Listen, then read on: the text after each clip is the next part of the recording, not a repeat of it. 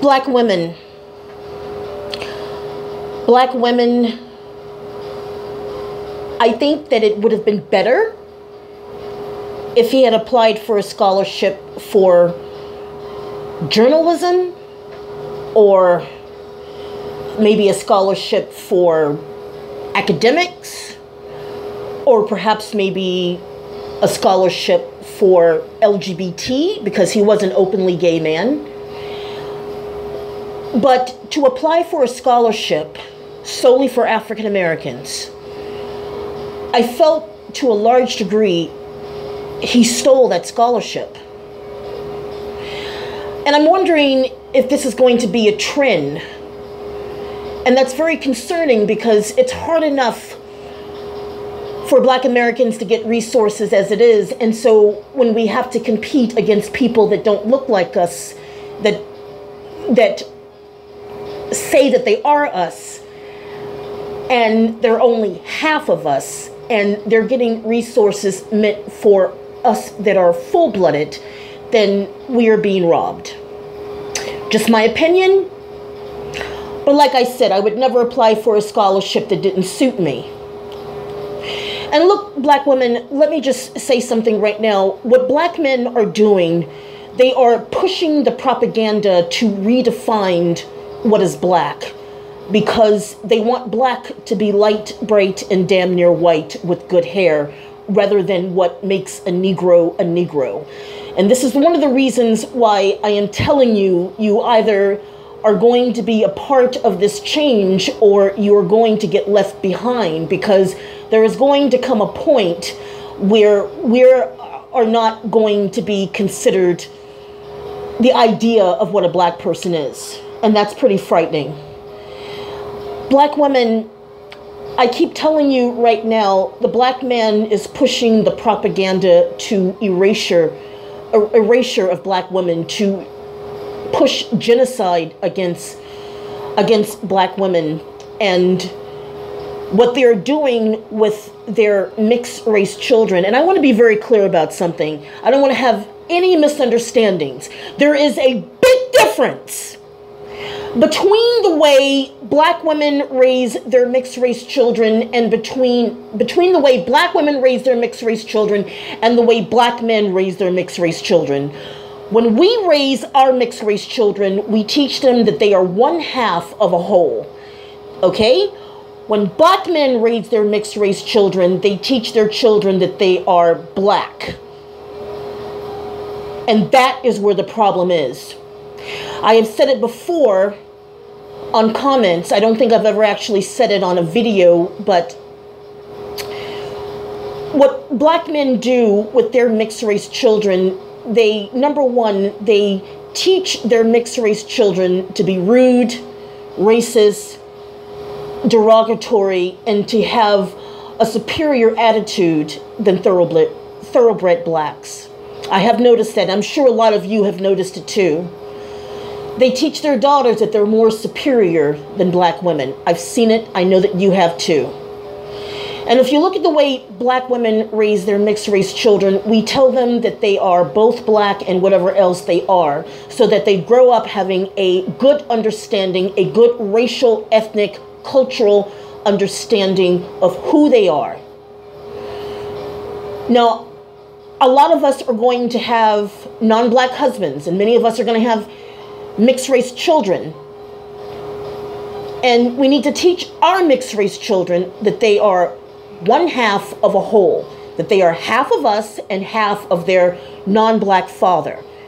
Black men don't do that. Their kid can look like Derek Jeter, and they will teach their children that they are Black. In some cases, they do that. I have noticed that.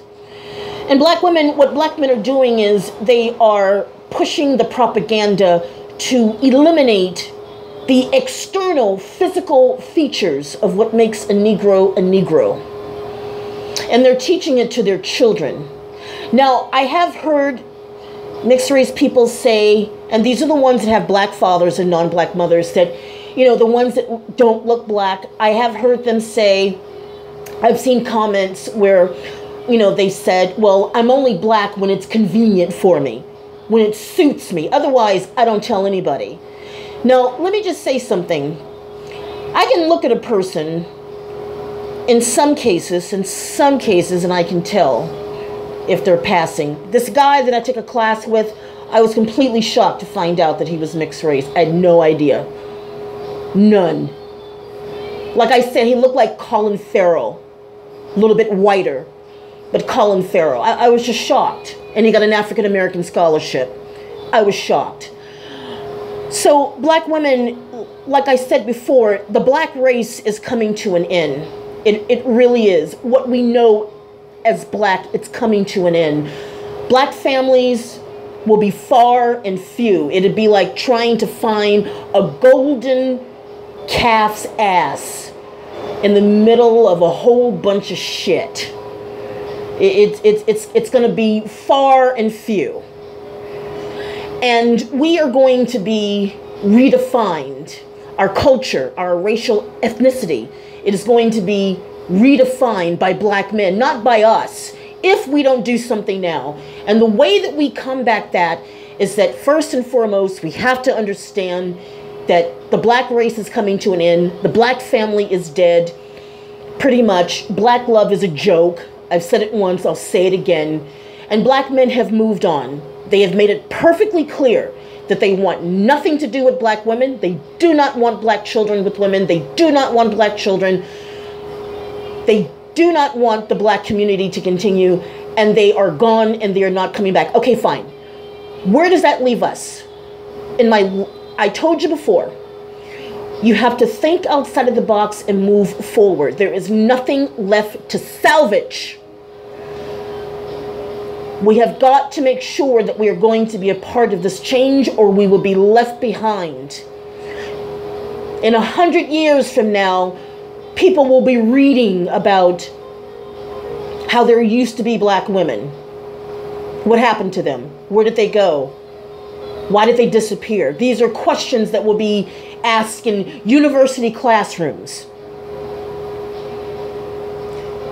Black women, we are becoming the last of the Mohegans.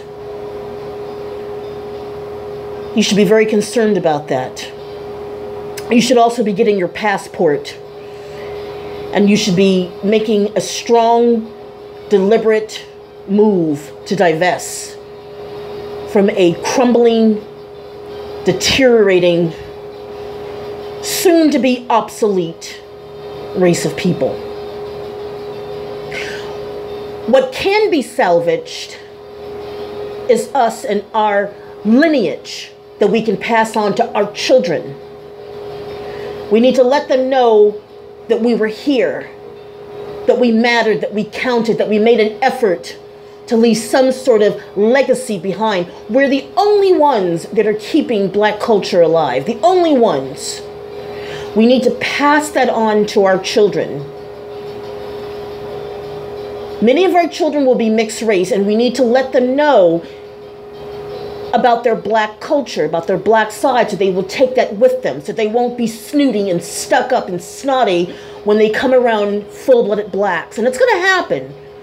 We have to accept the fact that our grandchildren and descendants may not look like us. But we also have to make sure that they understand the legacy that we are leaving behind, because black men are not going to do that. They are breeding everything out externally, the physical features. That's why I talk about featurism, colorism. Somebody asked me, well, what is featurism? Well, it's pretty much when a person is racist towards someone because they have certain features that they are racist against. And in this case, black men are very racist against black skin, black features. And they're trying to breed it out, wipe it out. This is genocide that we're facing. You're either going to be a part of the change or you're going to get left behind, black women. You got to figure out what side you're going to be on. Are you going to be on the side of the sinking ship? Or are you going to be on the ship that's going to sail to a better future? The choice is yours. You either date out or die out.